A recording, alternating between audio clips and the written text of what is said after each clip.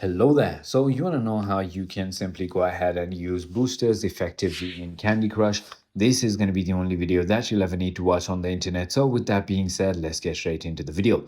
To use Candy Crush boosters effectively, save powerful ones like color bombs for tough levels, combine special candies like striped plus wrapped for huge blasts, color bomb plus striped for board wipe or board wide stripes, and then use pre-game boosters strategically like collar bomb start, and activate in-game boosters like lollipop hammer, jellyfish only when they can clear blockers or complete objectives. Always pause to plan moves and look for opportunities to create specials, especially clearing edge jellies or controlling chocolate. So that is about it. I hope this video clarified a lot for you. If it did, hit that like button and I'll see you on the next one.